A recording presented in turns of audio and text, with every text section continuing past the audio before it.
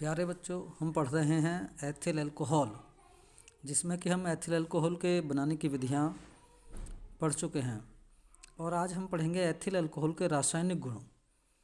Alcohol ROH होते हैं, जिसमें कि R पर आंशिक धनावेश, ऑक्सीजन पर आंशिक ऋणावेश और हाइड्रोजन पर आंशिक धनावेश होता है। अल्कोहल दो प्रकार से रासायनिक अभिक्रियाएं देता है और इसमें दो प्रकार से बंध का विदलन होता है। पहला है OH आबंध का विदलन, यानी कि यहाँ से ऑक्सीजन और हाइड्रोजन के मध्य का बॉन्ड विकसित हो जाता है। और दूसरा है R और ऑक्सीजन, यानी कि एल्किल और ऑक्सीजन के मध्य का बॉन्ड विदलित होता है। और इस प्रकार एथिल अल्कोहल दो प्रकार से अभिक्रियाएं देता है। एथिल अल्कोहल की मुख्य अभिक्रियाएं निम्न हैं। वे अभिक्रियाएं जिनमें ऑक्सीजन और हाइड्रोजन के मध्य का बंध विदलन होता है, जैसे अम्लीय गुण।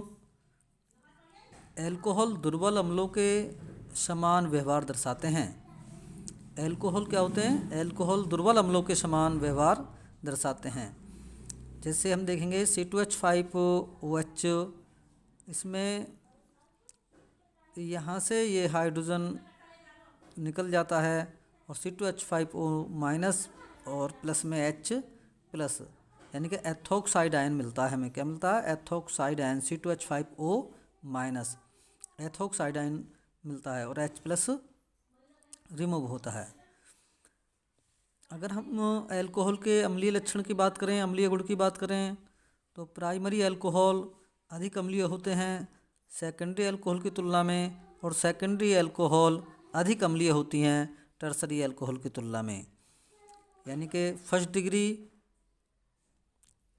अधिक अम्लीय है 2 डिग्री की तुलना में, और 2 डिग्री अल्कोहल अधिक अम्लीय हैं 3 डिग्री अल्कोहल की तुलना में।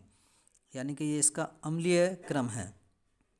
अब हम इसकी रासायनिक अभिक्रियाएं देखेंगे।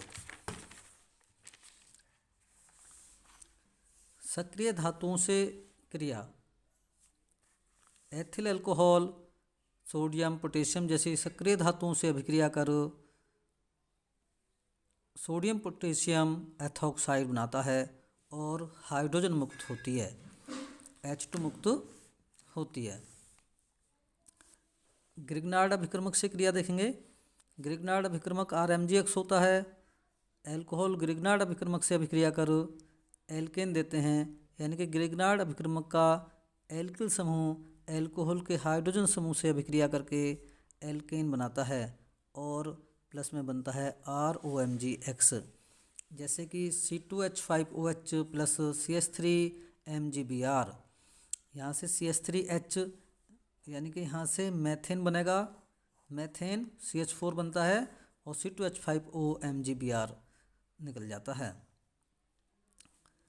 इसी प्रकार एस्टी कण में क्या होता है? एसिड अल्कोहल से क्रिया कर एस्टर बनाते हैं। RCOOH एसिड है और HOR अल्कोहल है, और यहाँ से भी हमारा ये निकल जाएगा जल और बनेगा, हमें मिल जाएगा एस्टर RCOOR प्लस H2O। यानी कि एसिटिक अम्ल, एथेनोइक अम्ल एथिल अल्कोहल से अभिक्रिया कर सांद्र H2SO4 की उपस्थिति में एथिल एसीटेट बनाता है। यह अभिक्रिया एस्ट्रीकरण अभिक्रिया कहलाती है। यहाँ से अल्कोहल से H परमाणु रिमूव होगा और एसिटिक अम्ल से हाइड्रोक्साइड आयन, और इस प्रकार एस्टर बनता है। यह अभिक्रिया एस्ट्रीकरण अभिक्रिया कहलाती है। इसी प्रकार एसिलिकरण अभिक्रिया होती है। Acetyl chloride CH3COCl plus HOC2H5 प्रीडीन की उपस्थिति में एस्टर बनाते हैं और HCl रिमूव होती है। यहाँ से भी HCl निकलेगा, अल्कोहल से H जाएगा और एसिटिल क्लोराइड से Cl समूह जाएगा। यह अभिक्रिया एसिटिलीकरण अभिक्रिया कहलाती है, क्योंकि इसमें एसिटिल समूह का योग होता है। अब हम देखेंगे वे रासायनिक अभिक्रियाएं जिनमें कार्बन और ऑक्सीजन के मध्य बंध का विदलन होता है। जैसे हाइड्रोजन हैलाइड से अभिक्रिया ROH plus HX hydrogen halide. अब यहाँ से जल निकलेगा, ये एल्कोहल से OH समूह रिमूव होगा और हाइड्रोजन हैलाइड का H परमाणु रिमूव होकर जल बनाते हैं और एल्किल हैलाइड बनते हैं।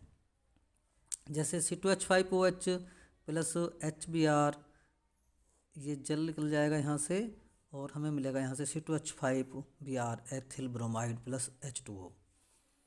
इसी प्रकार फास्फोरस हैलाइड से अभिक्रिया C2H5OH plus PCl5 gives C2H5Cl plus POCl3 plus HCl।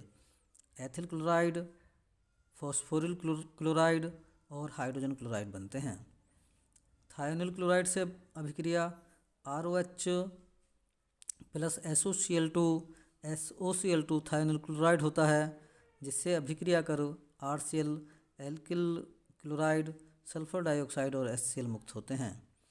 जैसे ethyl alcohol plus SOCl2 gives C2H5Cl plus SO2 plus HCl। इसी प्रकार अमोनिया से अभिक्रिया एथिल अल्कोहल एल्यूमिना उत्प्रेरक की उपस्थिति में अमोनिया के साथ गर्म करने पर एथिलैमीन देता है और जल निकल जाता है।